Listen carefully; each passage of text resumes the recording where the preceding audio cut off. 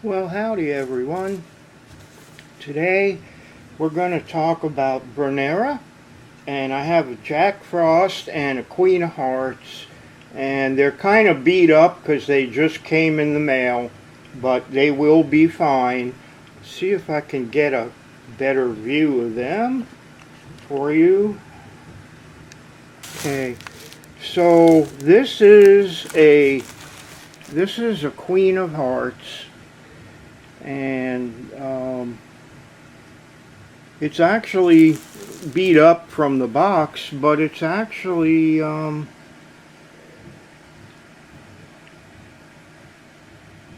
it's got some little blue flowers on it. It'll be fine once it gets transplanted. And then this one here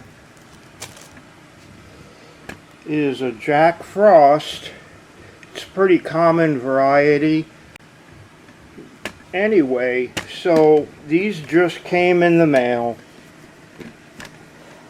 And yes, they're kind of beat up, but they'll survive and they'll be just fine. Brunnera, and some people call it Brunnera, but I think Brunnera sounds better, is also called Siberian bug gloss. And it's a really cool plant for shade. On one of the labels it actually says, I think it's this one, perennial Jack Frost. It says part shade to full sun. That's not true. And I don't know if it's what it says on here, but either way, this is a shade plant. It will not do well in the sun. It can get a little bit of sun if you don't let it dry out, but really this plant is for the shade. And these leaves are not fully developed, so these have been, beat up, but these leaves generally are silvery and they have green highlights, and it's really hard to tell on these plants because, like I said, they've been in the box for a week and they've been banged around. So here's the thing: if you're in a cold area, they don't call it Siberian bug loss for nothing. It's hardy to 30 degrees below zero. So if you're in a northern garden, this guy can take it, okay? And so Jack Frost has been around for a while. It has large heart-shaped leaves, and they're silver-edged, and they're veined with green. You can't really tell it from these plants, but trust me, I've seen pictures of them that have grown a bit, and yes, it is all of that. And then the Queen of Hearts is typically more silver, and again, you can't really see it in here because, like I said, they were just unboxed. But they make pretty blue flowers. They're called also false forget-me-not or large forget-me-not because they make blue forget-me-not flowers. They are between 1 and 1.5 feet tall, and they can spread 2 to 3 feet over time. They're a little bit slow to establish, but these are really pretty plants when they're growing, in the garden, and they put hostas to shame. There's a third one that I have not received yet called Alexander's the Great, and it's basically, from what I've been told, it's a Jack Frost, but it's much larger. And so every one of these would be a good garden for, a shady or a partially sunny. I mean, they could handle some dappled sun, but don't plant them out in direct sunlight. So I found out about these because I was going to plant some hostas out front, and my friend said, hey, take a look at these, and I never had heard of them, so, you know, I checked them out, and they're cool. You know, you can get hostas cheaper probably, but I think the flowers are something that makes these kind of special, and the big heart-shaped leaves, which you can't really tell from this video, I'm sorry to say. I'll try to stick a couple of pictures in the video of what these plants look like when they're growing. But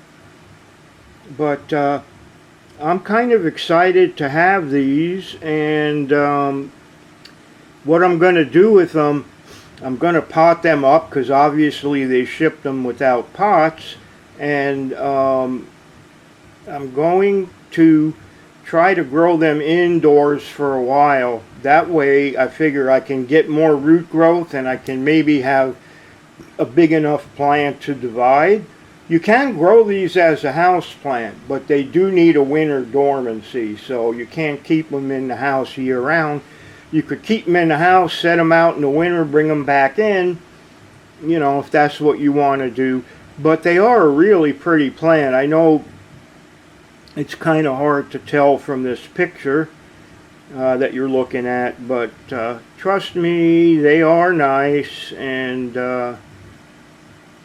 they will look really much better in your garden than they do on my coffee table here.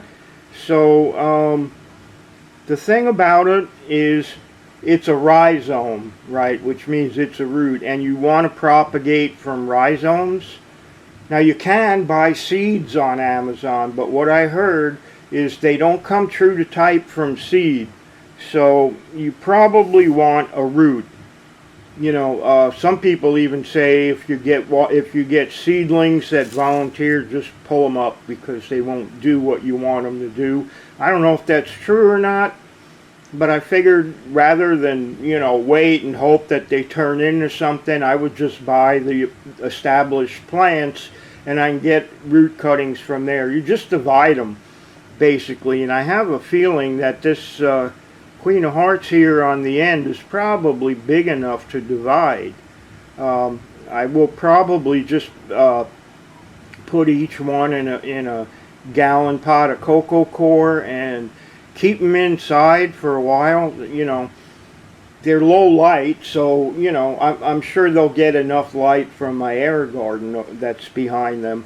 And they should do okay in here, and then at some point I'll unpot them, bring them outside, and plant them outside, and hopefully I can divide them. I just feel bad they didn't arrive in better shape. I mean, but, you know, what are you going to do?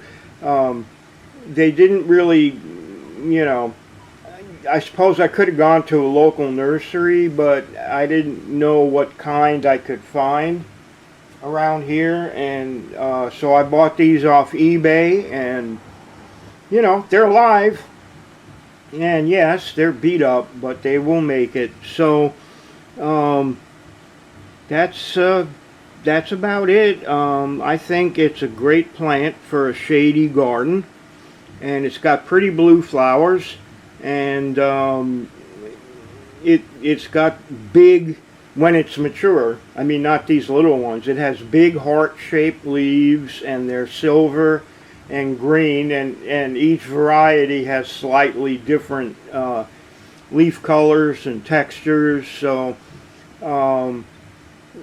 you know, but these are the three main ones I ran across, was Jack Frost and Queen of Hearts and that Alexander's the Great, which I'm waiting on, and I think they're just going to be sending me a root.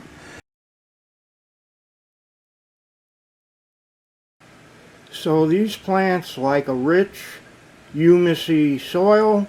I'm going to grow them in coco coir, which is humusy, and they don't need heavy fertilization, but you probably want to fertilize them in the spring.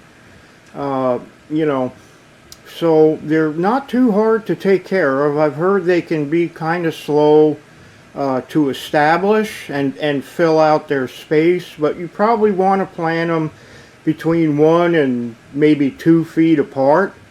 And it just depends on the plant. I think the Queen of Hearts is a bigger plant than the Jack Frost, and I think the Alexander's the Great, which I don't have yet, is bigger still. So unfortunately I can't really, show you the leaf colors. The leaves are really attractive. You would not know it to look at them here, but trust me, they're a very attractive plant for shade gardens. And I would recommend giving them a try. They won't do well in hot, humid climates, so if you're in the south, I would probably forget it. I saw a guy growing them in Tennessee, but he had them hidden in a corner in the shade, and they were doing okay, but he said they struggled. So they really like northern gardens. The name Siberian should be a giveaway. So they like it cool, they like it shady, and other than that, they're a nice plant with beautiful heart-shaped large leaves and variegated leaves and pretty blue flowers. So I would recommend giving them a try. Alright, so I'm going to repot these, and I will update when they're doing something worth showing you. So till I see you again, take good care of yourselves. Happy gardening.